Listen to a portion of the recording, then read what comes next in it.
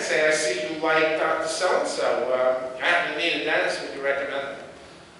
So if you're not on social media, not engaging people and getting them to like you, their friends in the future who are in need of your service, who are going to be using graph search instead of Google search, because graph search not only helps them find that dishwasher appliance dealer, but finds the dealer that is recommended by their friends. Same thing with a restaurant. Where to eat? I can blindly ask the concierge, but he's probably getting kickback from places. I've eaten at enough places that concierges are recommended to know they're not always the best. But chances are, if my friends like a place, it's going to be good. So I pick someone who I know has a similar taste to me. I've got now the service that I want with the social recommendation from a friend of mine. Other things you can do with a Facebook page, create a request appointment form, referrals, post those happy 5-star referrals. Do I need an entire new regular website for my smartphone? I don't think so. Your regular web page presence is fine. But I think having a smartphone interface like this one is a great idea. When people go to your office regular website on a smartphone, they're not looking to read detailed articles on a tiny screen. This is the information they want to know. They want to know, they're lost, they want to find your office, so they want to call you to make an appointment or tell you they're running late, or maybe they want to send an email or write a review on social media. How do we do a formal ad campaign? Want to do a formal ad campaign to generate more patients? We can use the demographic tools of Facebook in this manner. Create my little ad here. If having your teeth coming out is unbecoming to you, you should be coming to us for dental implants. A potential reach here of 158 million people. All the dentists in New York, I probably don't need to advertise to everyone in New York. So let me narrow it down. First, where am I going to send them when they click on the ad? That's another important consideration. If you've got that great page on your website that no one's going to, an ad on Facebook is a way to generate traffic to your regular website. You spent the money. If you did spend the money for it, you may as well get it there. But I do one better. I create a free implant page on my Facebook page. And I don't know any programming. All you have to do is know how to use Microsoft Word, basic word processing, cut and paste, little text, a couple of pictures giving them the gist. I don't want to over-inundate them with information here, show a few select cases.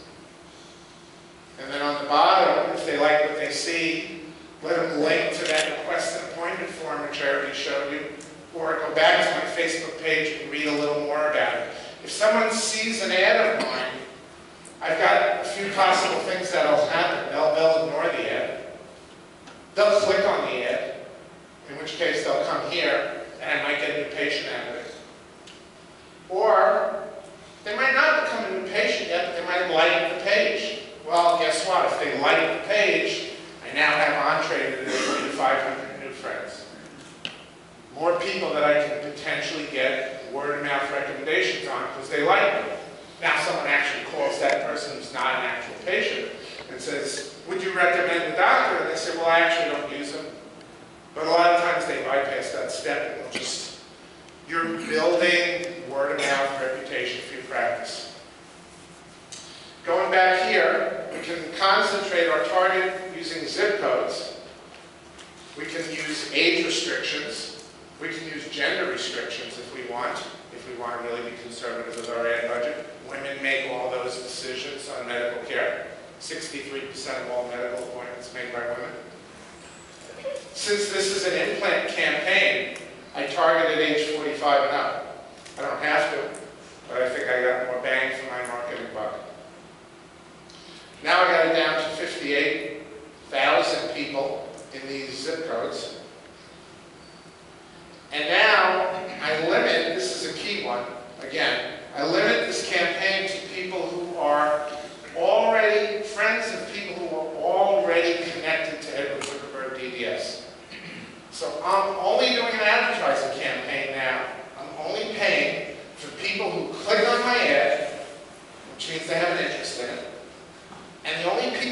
going to see my ad are people who are friends of people who already like me. So I know that those people are going to see in that body of the ad, they're going to see,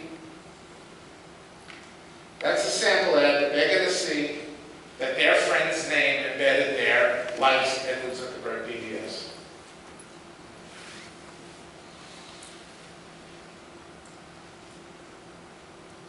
So now we'll quickly summarize this by discussing 10 things that you need to do to get people to like you on Facebook.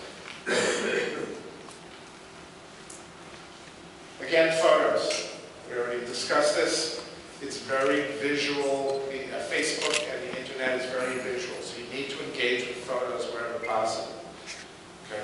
Especially the cover photo, very important. You have a unique chance to tell people things about your practice that they won't necessarily find out from a visit. They won't find out if you're doing humanitarian or charity work. They won't find out about some background about your staff members. They won't find out a lot of information.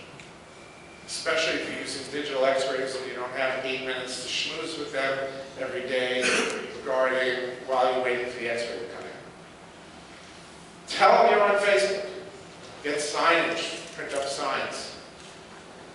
You can beg if you want to, but nothing wrong with begging, but I think that you need to incentivize them to like your page.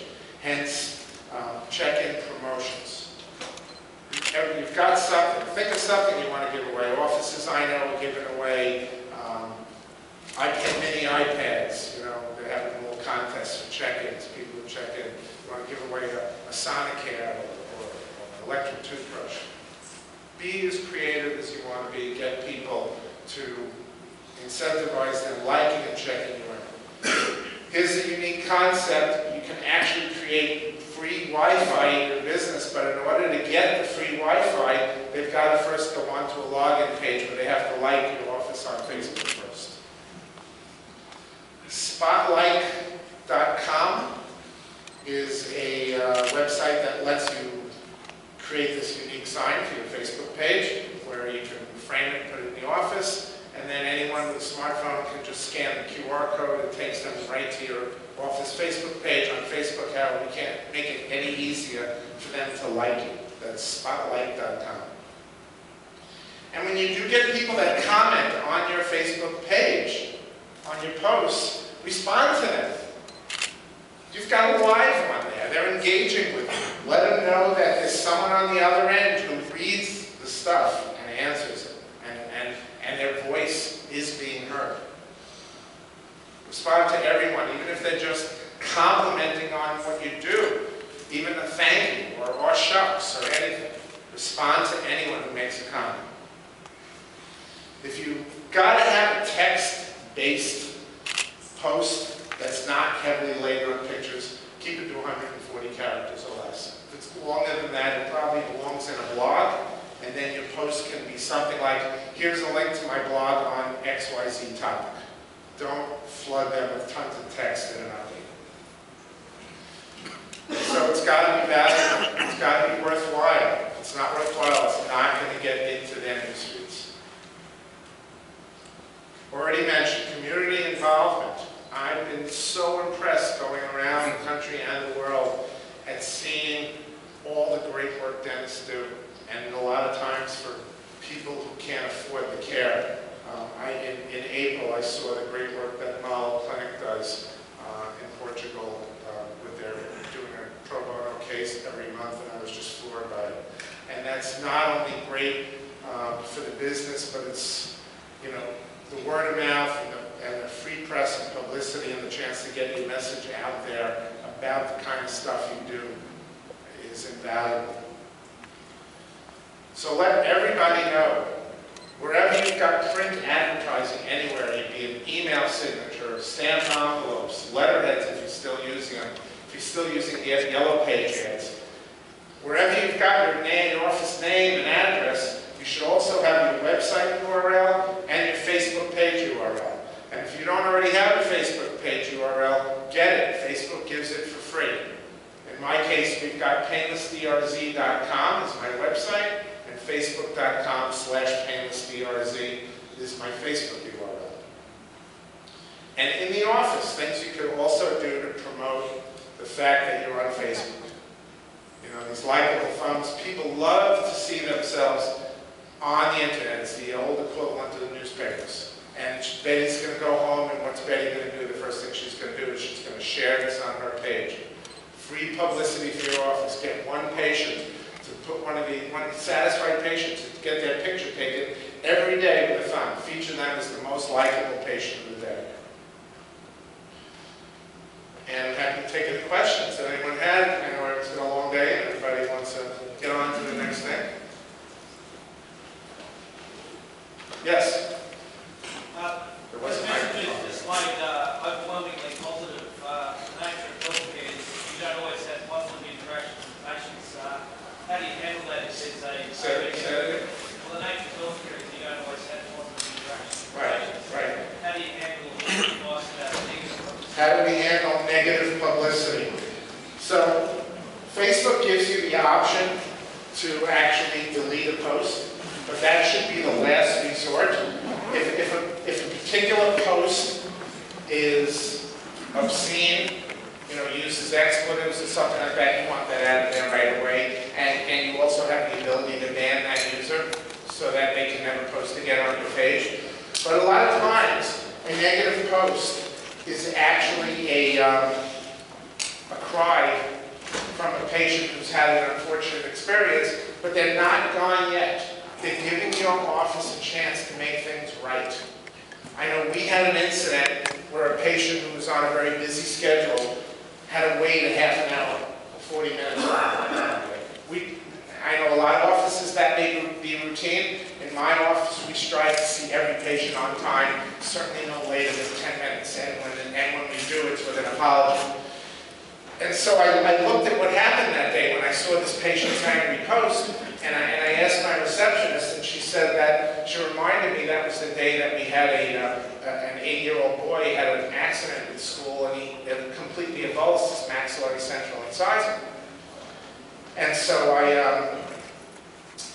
remembered that, and so I decided to answer the post and apologize to the patient that he wasn't kept in the loop about what happened in our office that day.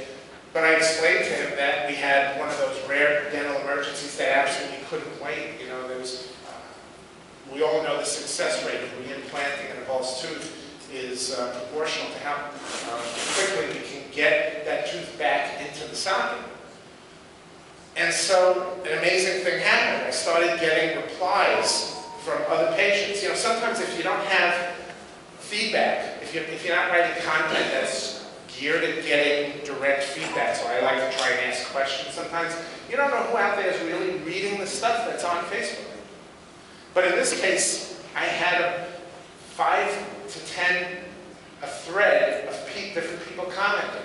People saying things like, I've been going to Dr. Zuckerberg for 25 years, and I've never had to wait more than 5 or 10 minutes at any one time.